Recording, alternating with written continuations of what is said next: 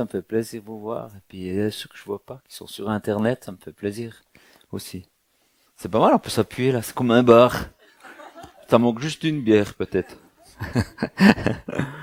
Ouais, ça me rappelle dans une église, un frère là, il a vraiment voulu ouvrir l'église à tout le monde. Et puis il a fait un bar dans son église, puis il a fait un coin fumeur. J'ai trouvé ça extraordinaire. Quand je vois la religiosité des fois, on est là en train de dire, oh, j'ai le mal. Et ça, mais être ouvert au point de venez comme vous êtes, quoi. Ça, c'est super. J'ai fait un petit tour dans les chemins là, de Normandie ce matin. C'est pas bien long, hein, mais c'est beau. Hein. Ces baraques, j'ai vu un toit en chaume, là. C'est incroyable. Il y avait des fleurs, je crois, c'est des jonquilles qui commençaient à pousser sur le toit. Oh, c'est dingue, ça fait plaisir, ça fait plaisir. Je sais pas, c'est comme un endroit où ça n'a pas été chopé par le truc économique de l'ensemble de ce monde, où il faut tout économiser, tout est sur l'argent et tout ça. Puis là, il y a des fleurs qui poussent sur le toit, je sais pas si c'est rentable, mais je trouve ça super. Ouais, ça me plaît bien. J'ai vu des chevaux aussi. Il y avait un beau cheval blanc-beige comme ça. Et je me suis dit, mais c'est dingue parce que il a, il a été créé, tu vois, le premier en tout cas, il a été créé par l'Esprit de Dieu. C'est dingue, c'est l'Esprit de Dieu, ça se voit pas, c'est pas matériel. Il a créé quelque chose de matériel. Dieu dit que cela soit, et ça arrive, tu vois, c'est ça. Waouh, puis je regardais ce cheval, je me suis dit, mais c'est impressionnant. Ouais, je m'émerveille de trucs. Bon ben, Gilles vous a averti, hein, ça sera pas bien carré chez moi.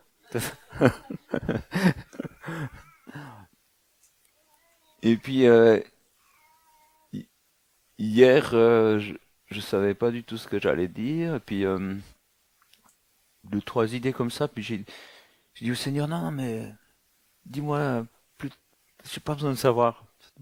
Pourvu que tu sois là, puis que je sois accessible à toi pour que tu puisses parler. J'ai un peu l'habitude de marcher sur l'eau. C'est trop cool marcher sur l'eau. Vous n'avez jamais essayé, hein? Moi aussi, certains d'entre vous. Mais c'est une manière de dire, mais de faire des choses sans contrôle. C'est vraiment, tu maîtrises plus rien. Et c'est un peu flippant parce que vous voyez des abîmes dessous, puis vous dites, ben, si j'ai pas de foi, c'est là que je tombe, en fait.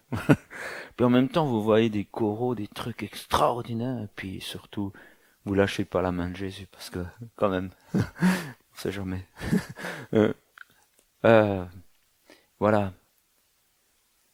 J'ai eu à cœur, dans cette toute petite balade, de vous partager sur quelqu'un de très puissant et très discret, qu'on appelle souvent Saint-Esprit. Vous connaissez? C'est la troisième personne de Jésus, c'est du Père. En fait, ils font un. C'est comme un arbre qui commence tout seul, et puis tout à coup, il y a trois branches, puis ça fait, on dirait trois arbres, mais c'est le même arbre, tu vois. C'est la même essence et tout ça, voilà. Le Saint-Esprit, ben, il fait beaucoup de choses dans la discrétion. C'est comme les mamans. Vous avez déjà vu? Les mamans, elles vous font, elles vous lavent le linge, elles vous font à manger. C'est tous les jours. Elles ont peut-être autre chose qu'elles aimeraient faire, tu vois. Mais elles font plein de trucs pour vous. Et puis vous le savez pas. Et puis elles vous présentent aucune note à la fin de la journée, à la fin du mois. C'est tout de l'amour. Voilà. Voilà. Comme ça est Saint-Esprit. Pour nous. Dans tellement de choses. On en parlait avec Gilles hier. Il va au-delà de ce qu'on pense. On a des fois une façon d'appréhender Dieu dans des cases parce que ça fait moins peur, tu vois. Mais on ne peut pas enfermer le vent dans des cases, quoi. On peut plus ou moins faire des choses, mais il est libre. Et je pense que dans ce monde, toutes les choses positives, là, même si son nom n'est pas indiqué, c'est lui. Je comprenais pas parce que j'ai pris des cours de guitare avec un prof très doué et tout, c'était super, c'est mes premiers cours de guitare. Et il me faisait jouer sur ses propres compositions et j'ai trouvé tellement belle, tu vois, je trouvais ça tellement beau. Je me suis dit mais c'est incroyable. Je ressens même un truc de Dieu, mais j'ai demandé mais en fait t'es croyant? Et puis il me dit non. Je, je comprenais pas parce que dans sa musique il y avait quelque chose de Dieu et puis pour moi ça faisait un bug théologique, tu vois. Alors je- on- après on peut avec nos bugs, on fait des trucs bien carrés, et puis on se dit, ouais, alors... mais en fait, Dieu est plus grand que ça. Et j'ai compris que cet homme qui connaît pas Dieu, tu vois, ou pas Jésus-Christ comme je le connais, il, il a quand même capté des choses de Dieu. Et ça, c'est... faut qu'on soit un peu plus humble, les chrétiens. Faut qu'on soit plus humble, parce que Dieu, il se contente pas de nous, tu vois. Il aime tout le monde. Et il y a des gens qui captent des choses de lui, ils savent pas que c'est lui. Ils l'appellent autrement, hein, on l'a fait dans le spectacle La Légende. Les gens l'appellent Chance. J'ai eu de la chance. Oh oui, ouais, c'est nouveau un surnom qu'on lui donne. Alors que son nom c'est Yahvé. Hein. Mais Dieu est assez humble. Assez humble, ouais, c'est ça. Pour quand même bénir comme une maman bénirait ses enfants qui ne le reconnaissent pas, qui ne se rendent pas compte de tout le bien. Et je pense que si Dieu quittait vraiment entièrement cette terre, ce serait l'enfer. On n'est pas en enfer ici. Parce que l'Esprit de Dieu continue de souffler de par le monde. Que les gens soient croyants ou pas. Et ils ne le savent pas, mais ils tiennent debout grâce à lui. Ils savent pas le nom. Je sais. Le mot Dieu, c'est quelque chose de terrible. Parce que quand tu dis à un gars qui croit pas, euh, je crois en Dieu, lui tout de suite il voit des croisades, il voit des gens qui s'ennuient à l'église, il voit des gens, des doigts pointés sur lui. Alors que Dieu ne ressemble tellement pas à ça. Il ressemble plus au cheval que j'ai vu ce matin. Je parlais, alors ça va peut-être vous choquer, je sais pas. Je parlais avec un artiste avec qui je fais du théâtre, où j'entraîne le théâtre, et puis elle m'a dit, ah mon Dieu, ça, non, ça m'intéresse pas, ça m'intéresse pas. Et puis j'ai dit, ouais, ce qui t'intéresse pas, c'est l'image que tu as derrière le mot Dieu, mais moi, ce Dieu-là ne m'intéresse pas non plus. Ah, moi je le vois plutôt comme un grand dragon. Ok, alors, dans le milieu chrétien, dragon, ça signifie le diable. Ouais. Mais j'ai fait un effort pour essayer de comprendre ce qu'elle voulait dire. Puis tu dis un dragon maléfique. Je dis non, non, un être puissant qui tient le cosmos et puis qui est bienveillant. Ah ça ressemble plus à Dieu. Ton histoire de dragon que l'histoire que tu te fais là avec. Je sais pas, tu vois. Et des fois, ça demande un effort de se mettre à la place des autres, tu vois, pour pouvoir les atteindre. Ouais. L'esprit de Dieu, je le remarque souvent quand je suis sur scène, quand je fais le spectacle La Légende de Mi. En fait, j'ai l'impression que c'est moi le seul véritable spectateur. Les gens me regardent, mais moi, je vois l'essentiel. Je vois des fois l'esprit de Dieu passer dans la salle. Je le vois pas comme je verrais quelque chose, tu vois. Comme le vent, je le vois pas, mais je vois le souffle, et là, je me suis dit, wow, c'est lui. Ah, je me rappelle à Lyon une fois. J'étais là, et tout à coup, j'étais en train de faire mon spectacle, comme j'ai fait hier, là, à Louveteau. Ah oui, j'ai réussi à le dire cette fois. Ouais, ça demandait une nuit d'entraînement, hein, mais c'est simple en fait. Et ben, je l'ai vu passer, là, je l'ai vu. En fait, pas qu'il passait. Il y avait, je sais pas, 220 personnes. Puis elles étaient saisies, comme ça. Bon, et un silence, et je savais que c'était lui. Et j'étais là. Oh, t'es là. Est-ce qu'ils s'en rendent compte? Moi, j'ai continué mon histoire, mais j'étais un peu admiratif, tu vois. Oh, il est là. Il est là, il est en train de... Puis là, derrière, il y a une fille... ben ça fait... Tu vois, quand même, quelque part, c'est... Je me suis dit... je sais pas comment prendre ça, mais comme un retour sur investissement, j'en sais rien. Les gens qui m'ont fait venir, c'est un couple qui souffre beaucoup parce qu'ils ont une fille qui veut tout le temps se suicider. C'est horrible ça. Ils sont chrétiens et tout, mais leur fille, ils peuvent pas laisser traîner des câbles comme ça. Ils peuvent pas traîner des câbles parce qu'elle va se pendre, hein, tu vois. Et c'est terrible, c'est terrible. Puis ils savent pas quoi faire, ils prient pour elle et tout. Puis là, elle a fondu en larmes. C'était Saint-Esprit. Moi, je suis pour rien, on est d'accord, hein, je suis là. Et Saint-Esprit, là, il est venu sur elle. Elle a commencé à fondre, à pleurer. Puis cet esprit de mort est sorti. Oh! Gloire à Dieu! Oh, c'est que lui qui fait ça. Alors, je sais, ça veut pas dire que tout est gagné. Des fois, on se dit, oh, ben, c'est réglé, alors, tu vois. Parce que, comme Jésus nous a expliqué, les esprits mauvais reviennent toujours. Ils essayent de revenir pour voir s'il n'y a pas un petit coin pour loger tranquille. Et puis après, il invite ses copains parce qu'il n'a pas envie de revivre la même chose. Il blinde un peu les trucs. Mais voilà, mais en tout cas, quelle joie pour quand je vois ça se passer. Et puis samedi passé, j'avais un autre spectacle. Je suis parti me balader avant. Et le Seigneur, il insiste que la gloire soit à lui, puis pas à moi. Mais mais bien sûr, Seigneur, évidemment. Ça a toujours été ça dans mon cœur. Mais pourquoi tu insistes, tu vois? Alors j'ai dit, oui, je le dis officiellement. C'est pour toi, à toi la gloire. Moi, je suis le porte-lumière. Je suis un porte-lumière comme chacun de vous. Je suis un porte-lumière. La lumière, c'est que toi. À toi l'honneur. C'était bien qu'ils me disent ça. Parce que quand j'ai eu le chant rien que pour moi, ça me faisait pas. Je me dis bon ouais non mais je sais où je suis. C'est pas moi, c'est Dieu qui fait en moi. Et c'est une belle complicité, tu vois, c'est beau. Alors c'était aussi ça que j'avais reçu ce matin. Pourquoi dans des places je vois l'esprit qui souffle pas pareil? Qu'est-ce qui se passe? Samedi passé, il y avait wow. Au moment où je parle du feu, il y a des gens qui ont senti physiquement le feu. Là, dans la salle. Il y a vraiment alors, il était là, les gens ont commencé à pleurer, il y a vraiment eu des trucs, même avant le spectacle, des gens qui voulaient pas venir, tu vois.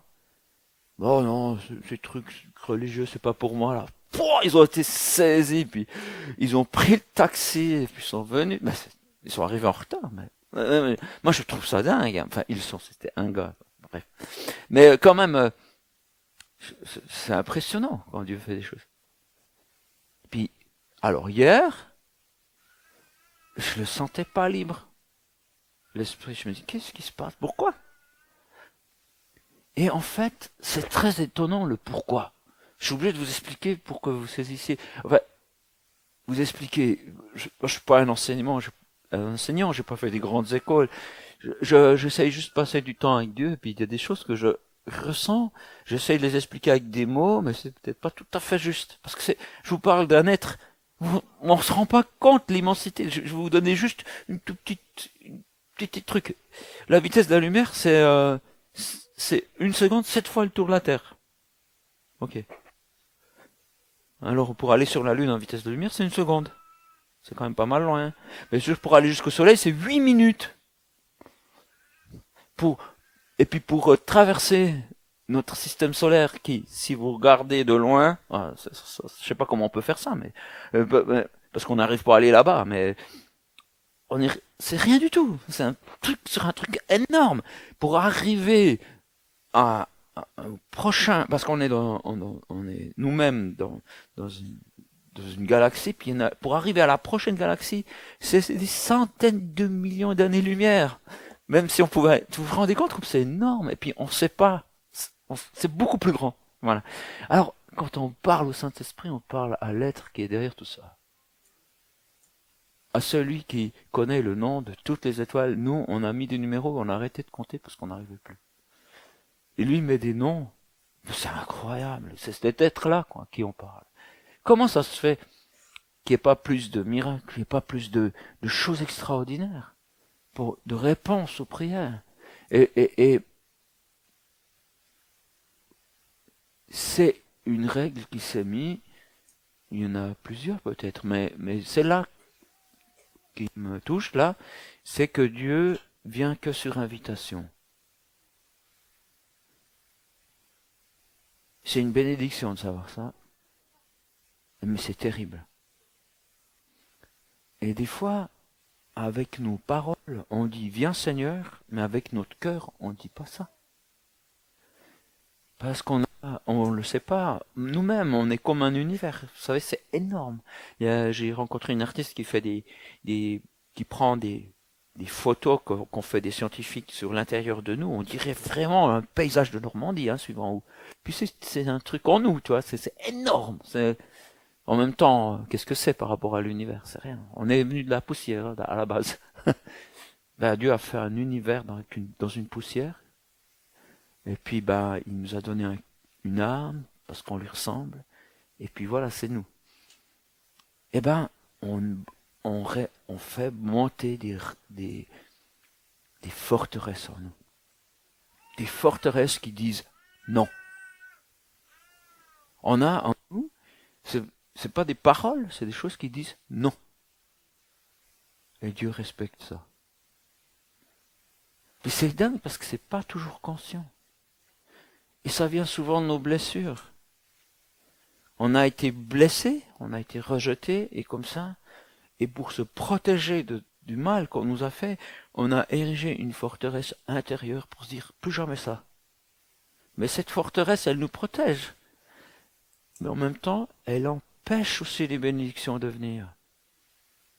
Et ce qu'il faut, c'est, en complicité avec lui, savoir les faire redescendre.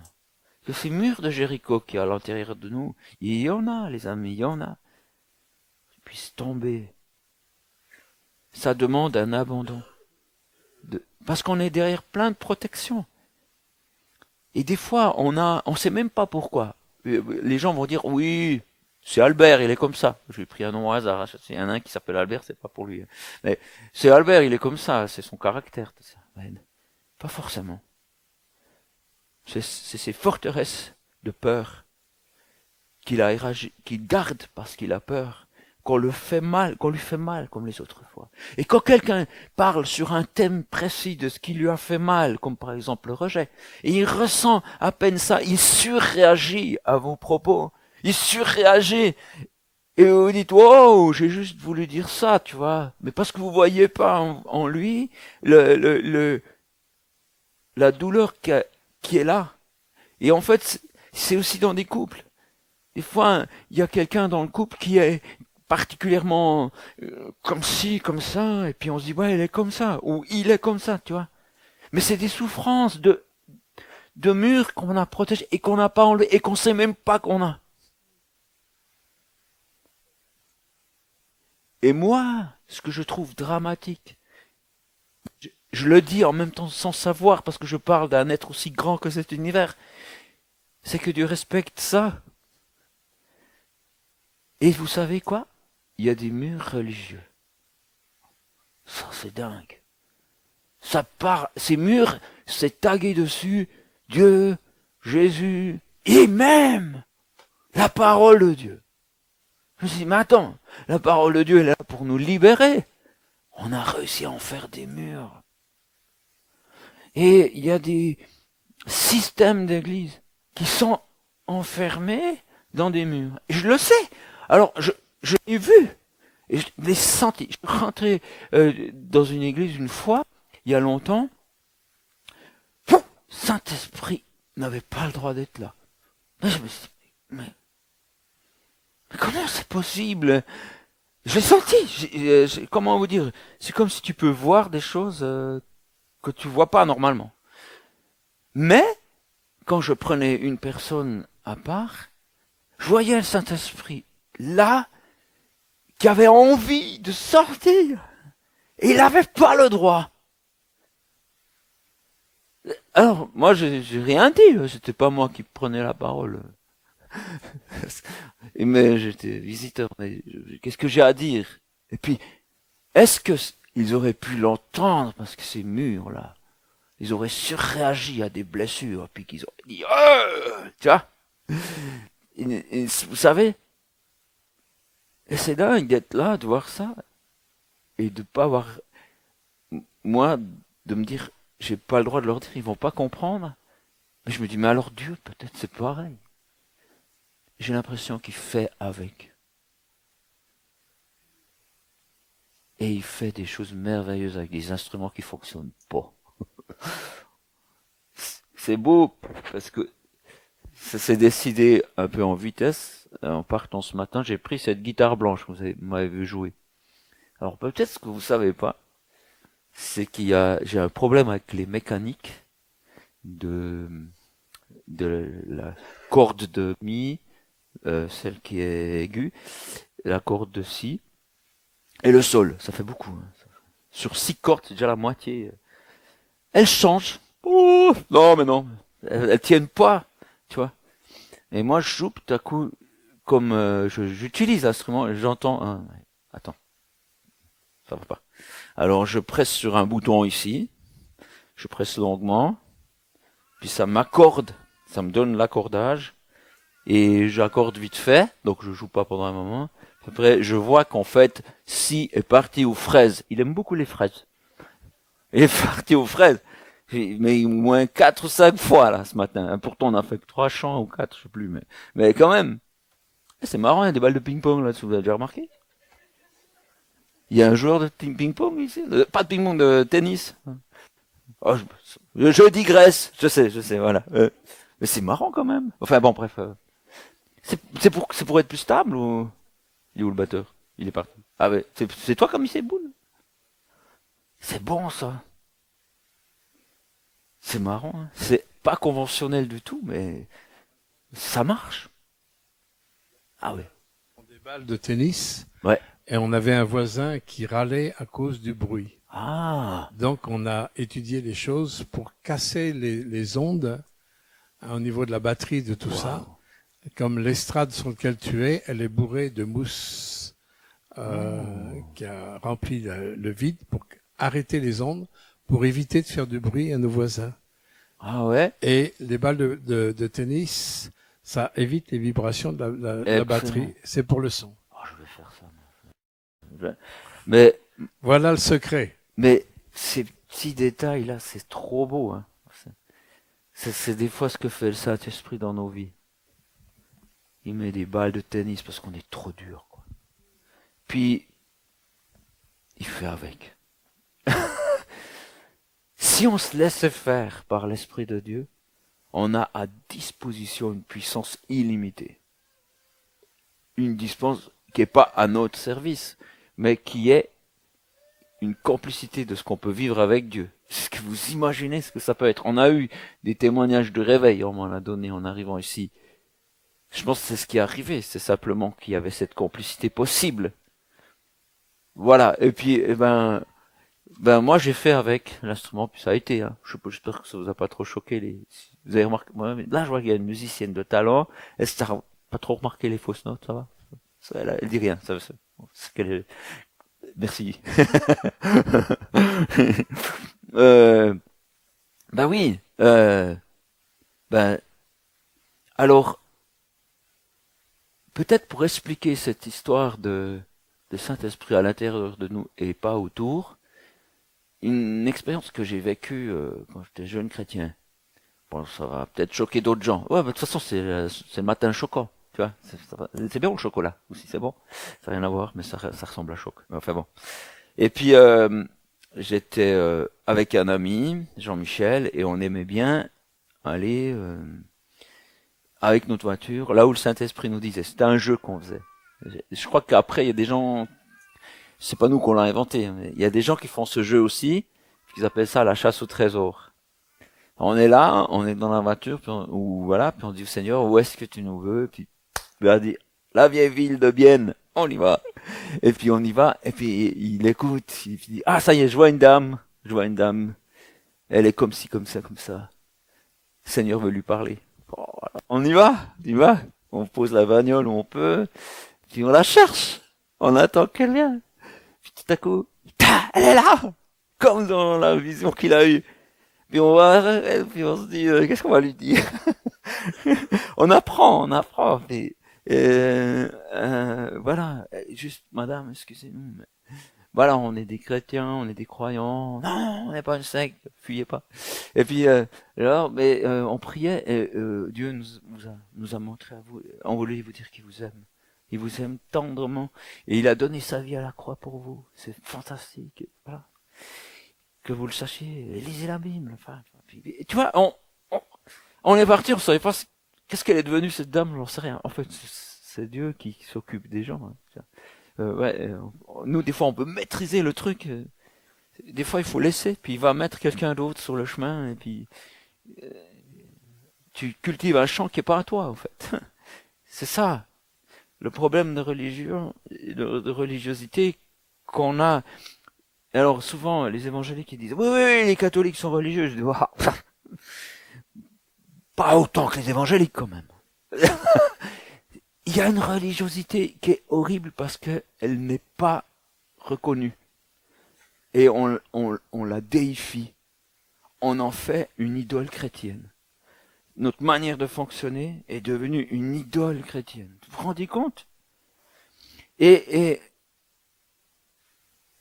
c'est un instrument qui joue faux, mais Dieu fait avec. Il arrive à faire de la bonne musique. Il arrive à amener des gens à lui à travers. Parce qu'il est incroyable. Il est incroyable. Enfin bref. Et en rentrant de nos périples, il nous arrive un truc très étrange. C'était, je crois, une des premières fois que ça m'arrivait.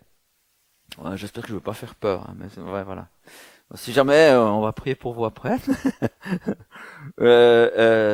J'étais dans la voiture et c'était une voiture qui avait pas de séparation, donc il y avait le coffre et tout. Et j'ai vu un esprit mauvais dans le coffre. Je sais, c'est étrange. Moi-même, je sais pas. Je l'ai vu particulièrement à un endroit. Hein. Et j'ai fait, waouh, mais pourtant je regardais là, mais je le voyais. C'est bizarre. C'est l'esprit, je pense. Voilà, je sais pas. Et, ben, c'est moi qui roulais, j'ai rien dit à Jean-Michel. Puis après, j'ai vu cet esprit mauvais s'approcher de nous, puis se mettre dans le siège arrière, droit derrière Jean-Michel. Au bout d'un moment, je dis à Jean-Michel, tu l'as ressenti? J'ai dit, pas plus que ça. Puis il a dit, oui. Puis j'ai dit, il est où? Juste pour savoir si c'est moi. Bah, il est juste derrière moi, dans le siège. Oh, purée, il l'a ressenti. Alors, on savait pas quoi faire, parce qu'on était des jeunes chrétiens. On prie, quoi. Voilà, on prie. Et puis, après, il s'est déplacé, il s'est mis derrière moi. Puis j'ai dit, il est où? Je veux juste savoir. Il est là, derrière toi. Et puis nous, en même temps, c'est extraordinaire, parce qu'on connaissait pas cette dimension, mais en même temps, ça nous a flippé. Puis on dit, mais qu'est-ce qu'on fait? Il me dit, je sais pas. On a garé la voiture, et vous savez quoi? J'ai senti que toute la joie, la paix qu'il y avait autour de moi s'en allait. Mais qui restait là en moi, le Saint-Esprit. Ça ne s'en allait pas. Et c'est là que j'ai réalisé qu'en fait, autour de moi, il y a tout le temps une sorte de joie et de paix constante. Mais on ne se rend pas compte. Et là, je pense à la présence de l'autre, là, il a tout balayé. Et il n'y avait plus cette joie, cette paix autour de moi, mais elle restait à l'intérieur de moi. Et Jean-Michel sentait la même chose. Alors, comme nous, on savait pas quoi faire, aujourd'hui je ferai autrement, mais bon, on a garé la bagnole et on s'est enfui. On a couru comme des... Mais on est arrivé là à l'entrée du groupe de jeunes de l'église, on est rentré dedans, là, comme ça. Et quand je suis rentré dans l'église, t'arrives pas sûr avec la caméra, tu verras, c'est terrible, hein. Tu l'avais bloqué. Ah, tu me suis quand même, c'est bien, t'as voir. Ah ouais, c'est bien, bravo. Excusez-moi, je suis un vrai gamin. Mais alors, je suis rentré dans la salle, tu vois, on va dire que ce poteau c'est la salle, je suis rentré dans la salle, puis tout s'est reconstitué autour de moi. Toute la joie, la paix est revenue. Mais c'est étrange ça, parce que c'est une frontière de mur. J'ai passé une porte, et l'esprit était derrière la porte, pleinement, mais pas dehors. Mais pourquoi l'esprit qui passe à travers les murs? On voit dans Jésus, il dit, on voit quand il réapparaît à ses disciples, une fois qu'il est ressuscité, il passe à travers le mur. Donc c'est pas un problème les murs pour lui, c'est de la rigolade. Puis en plus, pour qu'ils arrêtent de flipper, parce qu'ils ont dit oh fantôme, mais ah Jésus a dit donnez-moi un truc à manger. Est-ce que les esprits, les fantômes mangent? Ben non. Alors c'est moi. Ouais, ok. Ouais, je vous le dis comme ça, mais je sais pas s'il a utilisé le même ton, hein, par contre. Mais ouais, parce qu'on est lent, on vit vraiment avec des œillères, tout ça. Puis lui, il est habitué à vivre dans le tout est possible. Et puis alors, ça m'a fait réfléchir, ça, tu vois. J'ai réalisé, mais pourquoi Dieu respecte une porte matérielle? Ben même ça, il le respecte. Waouh! Ça peut être intéressant de savoir pourquoi on a mis une porte à un endroit. Qu'est-ce qu'on a voulu arrêter? Qu'est-ce que était l'intention de cette fabrication? Ce qu'on voulait dire, moi, je suis pas spirituel, moi je bricole, je travaille le bois, le fer, tout ça. Ça devient spirituel, suivant l'intention que tu mets sur les choses. Tout est spirituel. Ta manière de faire le repas, de nettoyer le ménage, tout est spirituel. Tout a un sens et Dieu entend tout et le monde des esprits entend tout. Vous ouvrez et fermez des portes avec tout ce que vous faites. Ben, je dis vous, moi y compris. Et ça m'a étonné cette histoire de porte que Dieu respectait. Ces histoires de frontières humaines, de frontières de dénomination, cette frontière et c'est même pas une dénomination, c'est même pas un mur physique, tu vois. C'est une façon de penser qui est une frontière pour lui. Alors là, je vise pas une domination, mais oh là là, moi je veux pas viser ça parce que j'ai vu Dieu agir à travers des gens que j'aurais jamais imaginé, tu vois. Puis je me suis dit, ouais, ok, Dieu, il fait ce qu'il veut quand il veut. Mais toujours cette recherche de complicité. C'est ça qui m'épate. Des fois on se dit, mais Dieu, il pourrait faire que tout le monde devienne croyant, comme ça arrive parfois dans des pays musulmans, où Dieu vient vers quelqu'un qui n'a aucun contact avec l'évangile, et il se présente lui-même en tant que Jésus-Christ et tout ça, et puis il dit, bon voilà, il me présente le salut, et tout ça, et les gens deviennent chrétiens. Je dis, ben ouais, fais ça Seigneur, ce sera beaucoup plus efficace. Mais, alors s'il le fait de temps en temps, mais c'est vraiment pas sa manière habituelle de faire. Je pense qu'il a envie de faire les choses avec nous. Et c'est ça, c'est comme quand je faisais des travaux dans ma cave avec une brouette, une pelle, une pioche. Mon fils est venu m'aider, il avait 7 ou 8 ans, avec sa toute petite brouette de rien du tout. Une pelle, je la remplissais. Puis moi, j'en mettais 40 dans la mienne.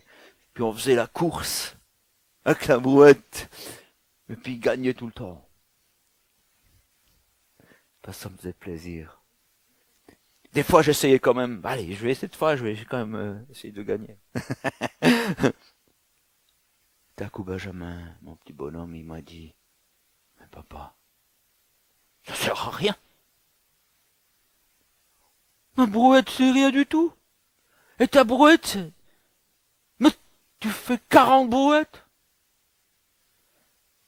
Puis j'ai dit, mais ce travail, je m'en fous, moi. C'est juste ce moment avec toi qui compte. Ça venait du cœur.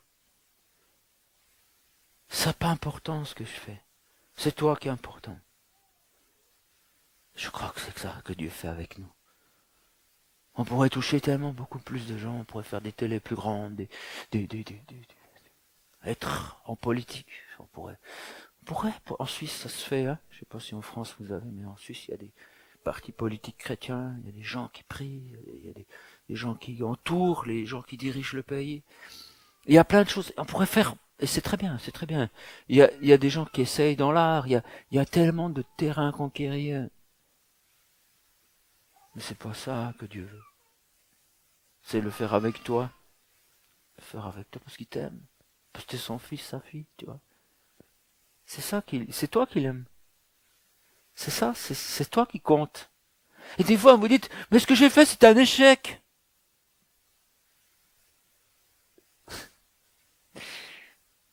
J'ai compris un truc.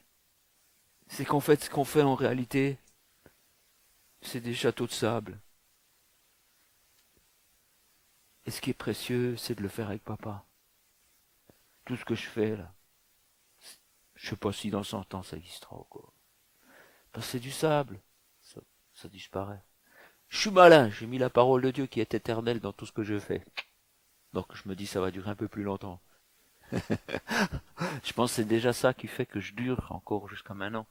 Vous savez que le temps de vie d'une bande dessinée normale, il y en a des milliers rien que pour la France, c'est à moyenne 2 semaines, voire 2 mois. Le gars qui fait la BD, il l'envoie à la librairie, ou c'est pas lui, c'est son éditeur, ça dépend, il y a tellement de possibilités. La librairie la met dans les rayons, et puis après 1 semaine, les rayons derrière, qu'ils se voient moins, parce que les gens sont pas très fut, parce qu'ils sont comme nous, ils sont là, puis ils font oh le livre, tout bien, hein, et derrière ils le voient pas. Il faut vraiment, là c'est déjà les gens qui font oh, tu vois, ils cherchent, tu vois. Mais ça déjà, je pense que c'est plus que 5% de la population des lecteurs. Mais voilà. Et puis après 2 semaines, il est renvoyé à l'éditeur et il y a une entreprise qui a inventé une machine. Comment vous expliquer? C'est une machine comme ça, comme ce micro là, mais c'est une pointe. Puis elle fait comme ça et ils détruisent tous les livres. Parce que si vous gardez les livres, tu dois payer une location de stockage de je sais pas combien par mois. Les artistes ils peuvent pas se payer ça, et l'éditeur il a autre chose à faire. Et il ne croit plus au livre parce que c'est fini. Et je me rappelle, je dessinais Marcel, c'est un de mes personnages, je faisais un dessin d'une case et je vais prier pour savoir si c'était bien, et puis je sens que, puis des fois je sens que c'est une bonne idée, je le fais, et puis j'ai mis 1 semaine. Je voulais que ça soit parfait. J'ai fait 1 semaine sur cette petite case. Et puis, j'ai trouvé l'idée bonne. À mon niveau, j'ai pu comprendre ce que Dieu sentait quand il faisait sa création. Ah, ça c'est bon. C'est agréable, c'est super. Tu sais que c'est bon. Et puis après, je le donnais à un journal qui me payait 50 francs suisses. 50 euros si vous préférez. 50 euros, 1 semaine de travail, mon loyer 850. Hyper logique, on dirait. Mais, quand les gens se rendaient compte que ça n'avait pas de sens de faire ça, j'ai dit, oui, mais dans 30 ans, ce dessin continuera de toucher des gens. Parce qu'il a été fait comme ça. Et 30 ans ont passé. Et ce livre se vend toujours. C'est incroyable. Hein. Je discutais avec un ami qui s'appelle David Terry. Vous connaissez peut-être. Il est comme dans ses vidéos. Hein. Moi, j'ai été 1 semaine chez lui. C'est sincère ce qu'il vit. Hein. C'est pas du flan. Hein. Il est pareil dans la vie. Enfin, bref. Et puis, il m'a dit, ça, c'est un truc qui nous arrive à nous, chrétiens, parce qu'il m'a beaucoup coaché pour comment faire quand il voyait que je vendais rien et tout ça. Il m'a dit, ah, attends, mais c'est pas comme ça qu'il faut faire. Ah, il sait mieux faire de la gestion que moi. Et puis, il m'a dit, ce qui est incroyable avec le milieu chrétien, c'est que nos livres, ils durent. C'est pas du tout comme les autres livres. J'ai dit, c'est ça, parce qu'on a mis la parole de Dieu dedans. Sinon, il serait comme les autres livres. 2 semaines de vie. Ça reste le même travail à faire, hein. C'est quand même 1 à 2 ans, et certains auteurs prennent 3 ans pour une bande dessinée. Des œuvres magnifiques, hein, certains. Mais les nôtres peuvent durer. Alors, dans le monde, il y a des œuvres qui restent, mais c'est très peu c'est 1%, tu vois, qui restent, qui année après année, comme le Seigneur des Anneaux, là, le livre de Tolkien, il continue à se vendre. Il a même donné un marchepied au monde des livres. Il a même su intéresser des générations. Voilà. Puis après, pas tout le monde est d'accord avec ça, mais il y a des choses de Dieu dans cette histoire, parce que le gars était croyant et tout ça. Et puis il y a d'autres auteurs qui ont fait des marchepieds. Il y a des auteurs comme Bach. Je sais pas combien de temps il est mort, machin. 500 ans, je crois, hein? Plus? Ouais, je suis pas très dans l'histoire.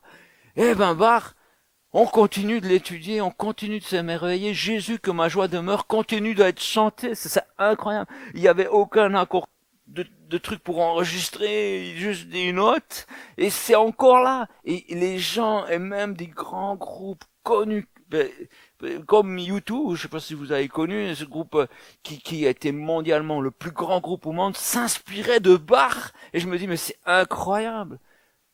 Il est plus là, et sa bénédiction continue. C'est parce qu'il a mis la parole de Dieu dans son œuvre. Voilà. Oula, je vois le temps défiler. Et puis j'imagine que vous avez faim. Hein. Ça arrive même chez les gens très bien. Donc j'ai pas été très carré. J'espère que ça vous a apporté quelque chose. Les peu de choses que j'ai compris, que ça peut vous aider. Mais ce qui est intéressant, je pense, ce matin, c'est que vous puissiez avoir un temps avec Dieu par rapport aux forteresses qui disent non à Dieu.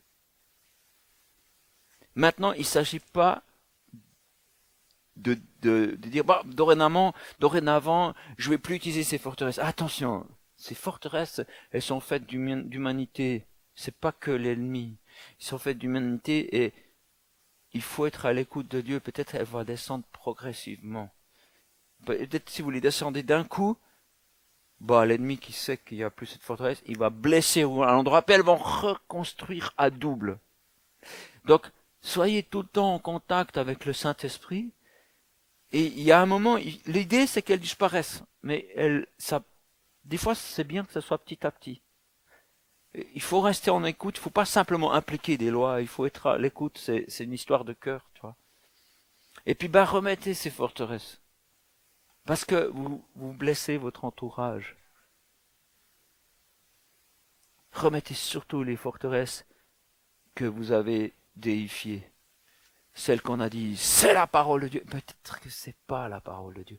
Moi, j'étais abasourdi devant un gars qui aime la Bible, qui aime la parole de Dieu, et puis qui a dit, il doit pas avoir d'instrument pendant le culte. J'ai dit, mais David, il jouait des instruments, il dansait presque nu en plus. et puis après, comment vous pouvez dire ça? Oui, mais nulle part dans le Nouveau Testament on voit qu'il y a des instruments. Je dis non, mais c'est pas possible. Il s'appuie sur la parole de Dieu pour s'éloigner du cœur de Dieu. Je me dis mais en fait je peux pas lui parler à cet homme. Il est blindé. Il est blindé, il sait tout mieux que moi. Il connaît même les termes hébreux. Oh, ok. Je peux rien faire pour lui. Ben, Dieu pourra peut-être, mais peut-être pas. Parce que Dieu respecte ce mur et il est énorme. Et c'est vraiment un mur fait de briques non. Ils sont comme ça.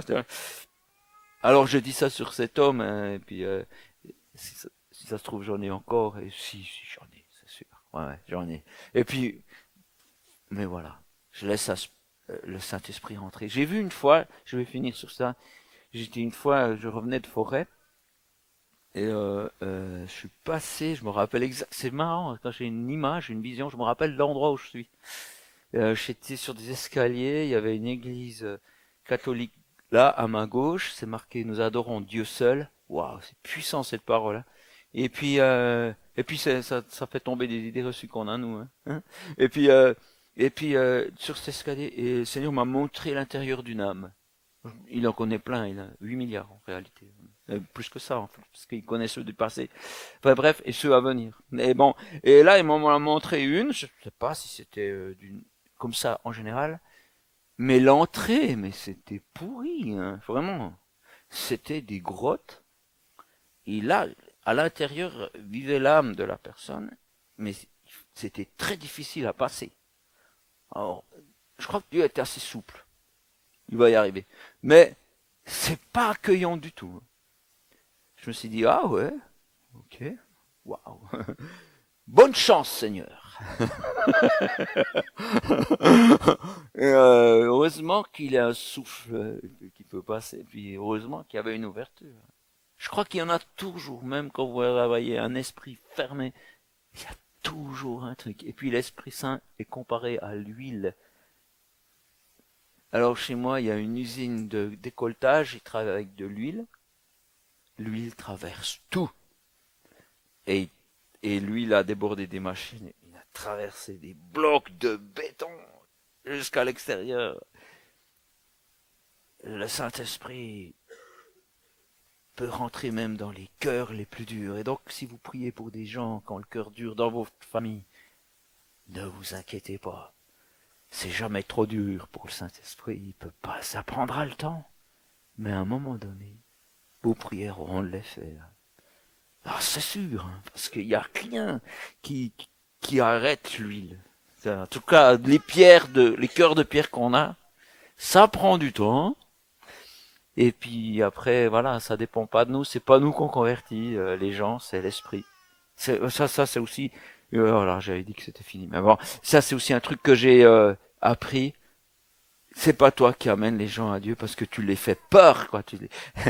Il y a des fois des gens qui changeaient de trottoir quand ils me voyaient. Oh non, pas lui. Il va me parler du bon Dieu. Ah, attends. Puis, je laisse maintenant. J'ai dit, ok, moi je suis là. C'est toi qui fais. C'est toi. J'arrête de me dire, c'est moi qui va le convertir. Je sais, c'est marqué une place. Convainc-les de venir. Ok, je pense. Mais il y a tout qui est à prendre avec équilibre. Là, mais en tout cas, depuis que je me dis, bon ben c'est toi qui fais. C'est comme si je le laissais agir et je vois beaucoup de conversions autour de moi. Et je fais rien. C'est lui. Je suis juste moi. C'est dingue. Je suis juste moi. Je fais rien. Moi et Jésus, au moins. Hein. Je suis juste comme ça. Pas des gens qui se convertissent, mais d'une force. J'ai jamais vu ça. Des gens qui font commerce avec l'ésotérisme, qui font des massages avec des énergies, du fond du, je sais pas, Reiki, je sais pas quoi, des trucs bourrés de mauvais esprits. Parce que énergie, c'est souvent esprit. Eh ben, Dieu les touche. Et ils sont visités par Dieu, mais d'une manière, moi je fais rien.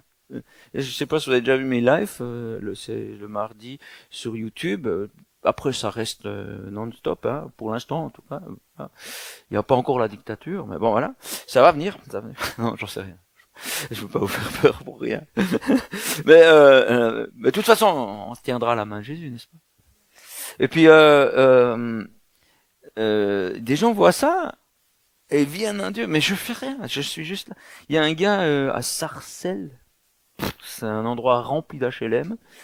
Et un de 13 ans, il a écrit Dieu sur YouTube, et il est tombé sur moi, et il a été touché par cet esprit, il a fini en larmes, tout ça, tout seul dans sa chambre, il a jamais entendu parler de ça. Wow, c'est magnifique. Il y a une dame, elle a été visitée par le Saint-Esprit, et puis elle a accepté Jésus.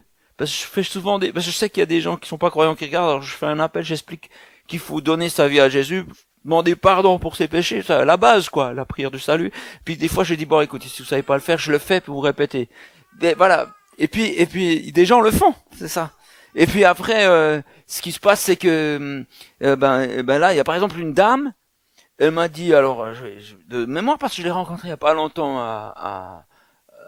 quand j'étais à Angoulême, elle me dit, moi je faisais des trucs ésotériques, puis j'ai des esprits en moi, ils veulent pas partir, je dis au Seigneur de les enlever, ils restent. Alors comment faire? Alors moi je sais pas comment faire, j'ai été dans les seules églises qu'on voit. Les seules églises qu'on voit, c'est lesquelles? C'est celles qui ont un grand clocher. Alors j'étais à l'église catholique. Puis ils ont dit oui, on a des exorcistes. Des exorcistes. Ouais, c'est ça qu'on dit, hein. Mais on est surbooké. Ah, tu m'étonnes. Ben ils font le boulot au moins, hein, ils font le boulot, ils sont là. Il y a pas de date avant de. Puis elle a dit non, mais moi je peux pas tenir si longtemps. Alors elle est rentrée dans l'église, il y avait un truc qui s'appelle un confessoir là, je sais pas quoi. Elle a été là-dedans, puis ils lui ont dit c'est pas vraiment l'endroit, mais ça fait rien. Puis elle a expliqué sa vie. Puis le gars il avait du monde qui attendait, il lui a demandé de dégager, il lui a dit tu fais cette prière là. J'ai dit quoi tu fais cette prière là? Enfin bref, elle est partie et puis quand elle est arrivée chez elle, elle a entendu une voix qui lui disait merci. Et elle savait que c'était Jésus. Et là, ce que je vous racontais, moi j'ai jamais entendu avant, mais voilà, c'est ce qu'elle m'a dit. Elle était sur son lit, en apesanteur. Et son corps tremblait, puis elle a vu une boule d'énergie, une boule de lumière sortir d'elle, elle était délivrée. Dieu fait de la délivrance tout seul. Parce qu'il n'y avait personne. Parce qu'on ne sait pas où ils sont, hein, ceux qui savent le faire. Et voilà. Et puis elle m'a raconté ça, parce qu'elle avait vu que je faisais ce spectacle-là, puis c'est comme ça, puis moi j'ai essayé de la connecter avec d'autres croyants, tu vois, parce que ça... Et puis bah ouais, puis alors cet exemple que je vous donne, c'en est un, mais j'en ai plein. L'esprit agit avec force à travers les ouvertures qu'on lui laisse, à travers... Voilà, j'ai trop parlé, ou il y a tout ce qu'il fallait. Hein. En tout cas, je vous laisse ça, j'espère que ça vous aide sur votre chemin, sur votre cheminement, et que vraiment vous puissiez vivre ces délivrances qui se font avec le temps, et avec une complicité avec Dieu.